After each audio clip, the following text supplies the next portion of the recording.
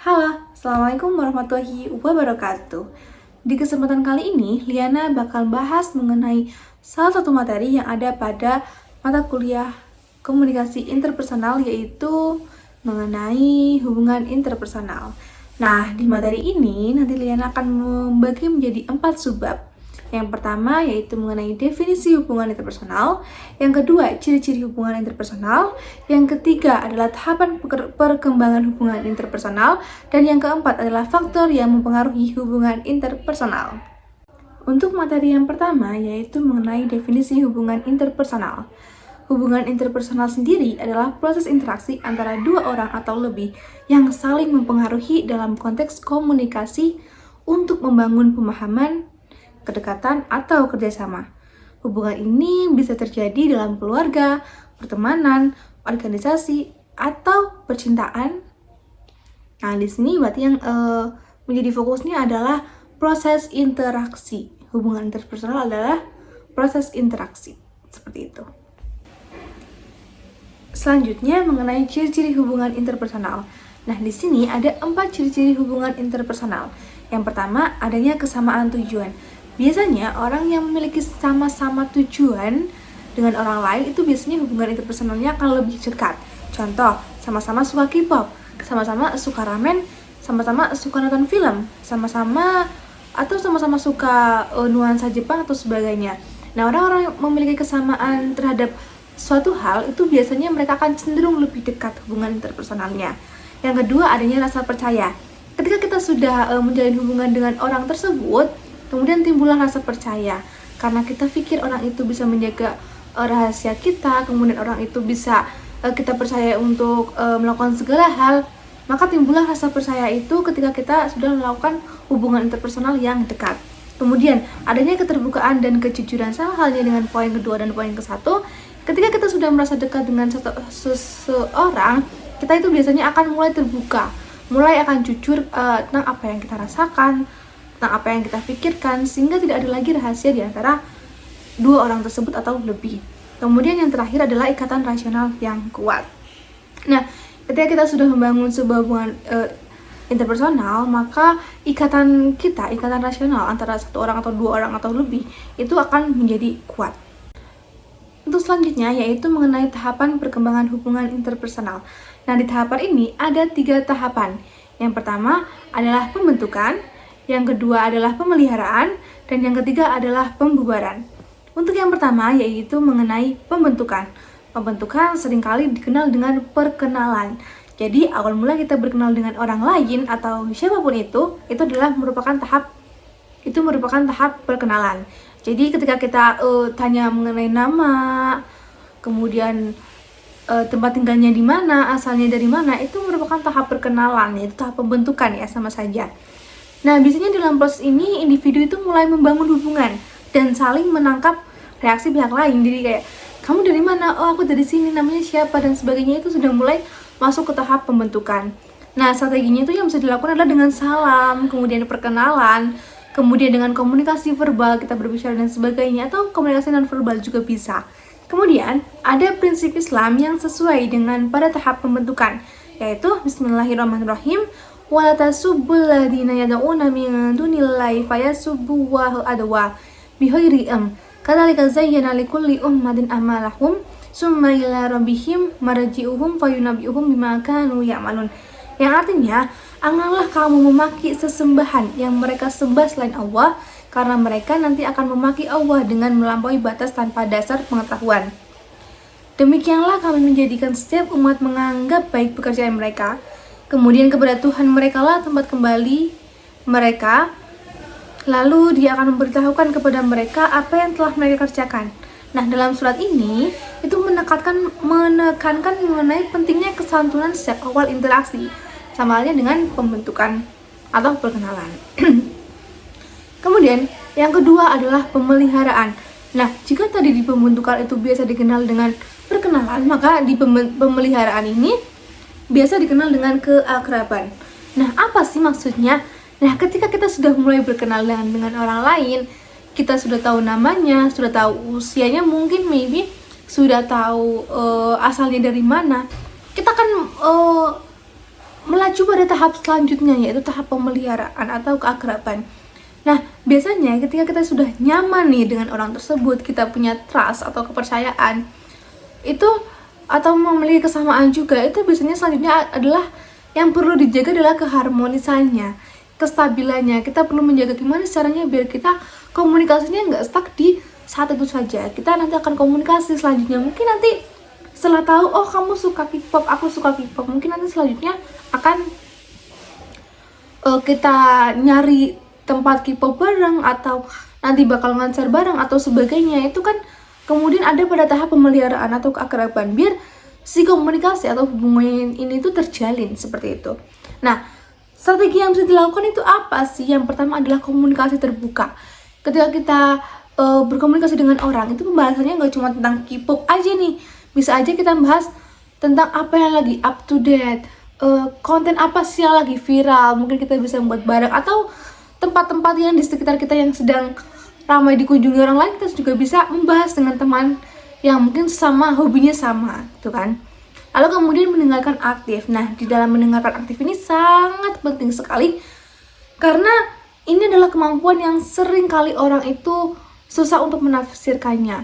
Dimana mendengarkan aktif itu, sekali lagi saya selalu bicara bahwa mendengarkan aktif itu bukan hanya telinga kita mendengarkan, tapi bagaimana cara mata kita, kemudian otak kita, hati kita, mulut kita, perasaan kita itu ada pada saat orang lain tuh berbicara gitu, di mendengarkan aktif. Kemudian empati gimana sih cara kita memahami perasaan orang lain, jadi kita seakan-akan kita ada di orang lain tersebut. Itu merupakan hal yang sulit. Kemudian toleransi, terus kemudian adanya kompromi ketika ada problem atau adanya hal-hal yang mungkin tidak sesuai dengan pikiran kita dan teman kita, itu perlu dikompromikan seperti itu. Kemudian ada prinsip Islam, ini merupakan hadis riwayat Bukhari dan Muslim, yang artinya barang siapa yang ingin diluaskan rezekinya dan dipanjangkan umurnya, hendaklah ia menyambung tali silaturahmi. Jadi kalau misalnya kita pengen nih rezekinya luas, kemudian umurnya panjang, maka sering-seringlah kita silaturahmi. Baik dengan guru kita yang mungkin guru SD kita, guru TK kita, atau siapapun, orang-orang yang mungkin pernah kita kenal dulu, pernah ada di hidup kita, dan mungkin sekarang kita sudah di kehidupan yang berbeda lagi, dengan orang-orang yang berbeda lagi. Kita harus tetap menjaga silaturahmi dengan orang-orang, terutama dengan saudara, teman, dan sebagainya. Kemudian yang ketiga adalah pembubaran. Setelah tadi ada pembentukan, kemudian ada keakraban, yang terakhir itu adalah pembubaran. Yang namanya manusia itu ada selalu masanya ya. Kita setiap masa ada orangnya, setiap orang ada masanya. Jadi di fase ini pembubaran itu dengan siapapun, dengan orang yang terdekat ataupun dengan orang yang jauh, itu pasti ada yang namanya pembubaran atau selesai. Selesai itu bukan berarti ya udah selesai saja. Selesai itu bisa selesai dengan baik-baik, atau memang selesai begitu saja. Nah, di proses pembubaran ini itu biasanya ada beberapa sebabnya nih teman-teman. Nah, sebabnya itu biasanya bisa jadi karena kompetisi. Satunya pengen menang, selalu pengen menang dan sebagainya. Dominasi. Ada kegagalan, karena kegagalan dan sebagainya, akhirnya hubungan kita dengan orang lain tuh jadi stuck atau jadi selesai. Kemudian ada provokasi atau ada perbedaan nilai. Biasanya ketika orang yang punya hubungan nih, misal contoh pacaran, itu kan biasanya karena perbedaan nilai, yang satunya itu pengennya seperti ini, yang satunya pengennya seperti ini, itu kan akhirnya menyebabkan visi misinya itu tidak sama, sehingga bubar, selesai seperti itu. Nah, kemudian cara yang bisa dilakukan dalam proses pembubaran itu apa sih? Yang pertama adalah menutup hubungan dengan cara yang baik. Semisal ketika kita memang sudah merasa tidak satu tujuan atau satu visi dengan orang tersebut, maka kita tutup. Oke, terima kasih.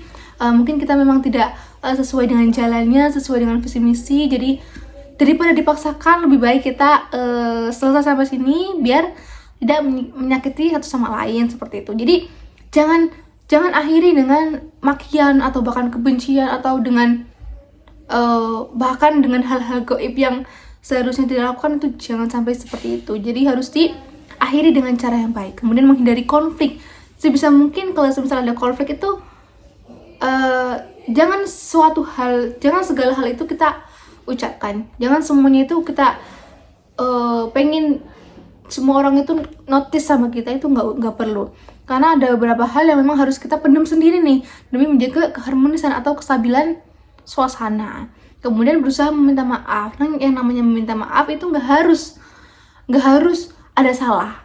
Misal kita ngerasa dia yang salah, tapi kenapa aku minta maaf, itu jangan seperti itu. Berusahalah minta maaf meskipun kamu tidak salah, itu akan lebih baik buat dirimu. Terus kemudian tetap menjaga etika, it is number one. Etika adalah hal yang paling penting, teman-teman. Kemudian yang terakhir adalah tentunya silaturahmi. Untuk menjaga hubungan itu tetap ada, tetap erat, itu yang penting adalah silaturahmi. Nah, ini sesuai dengan prinsip Islam. Bismillahirrahmanirrahim. Wala taqtulu anfusakum innallaha kana bikum rahima. Yang artinya, dan janganlah kamu membunuh dirimu, sesungguhnya Allah Maha Penyayang kepadamu. Untuk materi yang terakhir adalah mengenai faktor yang mempengaruhi hubungan interpersonal.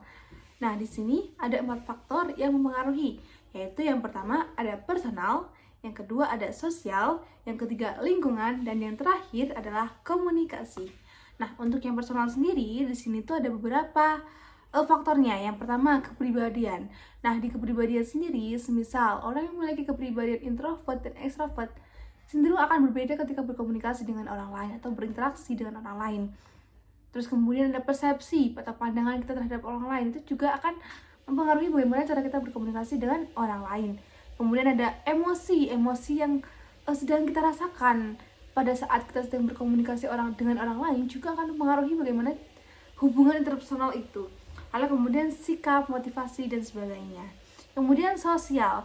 Nah, di sosial sendiri sebenarnya ada 2 faktor yang mempengaruhi, yaitu ada status sosial dan peran, dan norma sosial dan budaya. Untuk status sosial dan peran, semisal orang yang memiliki jabatan tinggi dengan orang yang memiliki jabatan tergolong seperti karyawan atau hanya di bawahnya, itu akan berbeda juga ketika berkomunikasi. Terus kemudian norma sosial dan budaya setiap daerah, setiap negara itu pasti berbeda kan. Nah, itulah yang akan mempengaruhi bagaimana cara kita berkomunikasi atau berinteraksi dengan orang lain. Oke, yang selanjutnya itu lingkungan. Nah, di lingkungan sendiri itu ada situasi dan kondisi fisik serta teknologi komunikasi. Nah, di situasi dan kondisi fisik ini sendiri, semisal kondisi geografisnya, cuacanya sedang tidak enak atau sedang panas atau sedang dingin, itu juga akan mempengaruhi nih gimana cara kita berkomunikasi dengan orang lain. Kemudian kondisi fisik nih, semisal kita lagi sakit atau kita lagi pusing atau mungkin kita lagi nggak enak badan, itu kan pasti kita berbeda cara menanggapi orang lain, cara berhubungan, cara berkomunikasi dengan orang lain pasti akan berbeda. Kemudian yang kedua ada teknologi komunikasi. Di zaman sekarang udah sangat banyak sekali yang namanya media sosial jenisnya, dari WhatsApp, kemudian ada Twitter, Instagram, TikTok, Facebook, dan sebagainya. Dari yang hanya teks sampai gambar, sampai video dan sebagainya, itu sudah ada di zaman sekarang. Nah, kemudahan itulah yang kadang bisa menimbulkan kadang bisa dampak negatif ataupun dampak positif nih buat kita. Nah, pastinya tentu berbeda ketika kita berkomunikasi secara langsung dan secara melalui media sosial, itu pasti akan berbeda dan tentu pasti memiliki pengaruh yang sangat berbeda gitu. Lalu yang terakhir itu ada komunikasi. Nah, di komunikasi sendiri yang pertama itu ada keterbukaan. Nah, kalau misalnya kita berbicara dengan orang lain tapi kemudian kita tidak ada keterbukaan, kayak kita menyembunyikan sesuatu, itu pasti hubungannya pun akan tidak harmonis. Atau kita dengan sengaja menyembunyikan hal-hal yang seharusnya dikatakan tapi kita tidak mengatakan, itu juga bisa merusak hubungan. Lalu kemudian empati, gimana sih kita merasakan apa yang dirasakan orang lain, itu adalah hal yang sulit, teman-teman. Kemudian sikap mendukung, support ya. Terus kemudian ada kesetaraan dalam menjalin hubungan. Nah, kadang kan kalau menjalin hubungan kan harus ada yang namanya kesetaraan, biar sama-sama merasakan lah apa yang kita lakukan atau apa yang kita rasakan, seperti itu. Jadi sebenarnya materi pada hari ini yang saya jelaskan itu cukup materi yang sering dibahas di materi-materi komunikasi, materi komunikasi yang lainnya seperti komunikasi interpersonal, komunikasi massa, dan sebagainya. Tapi kemudian di sini yang saya tekankan adalah hubungan interpersonal itu adalah proses yang sangat penting untuk kita pahami, karena di dalamnya itu kita perlu memahami bagaimana orang lain berpikir, bagaimana perasaan orang lain, dan itu adalah hal yang susah gitu kan.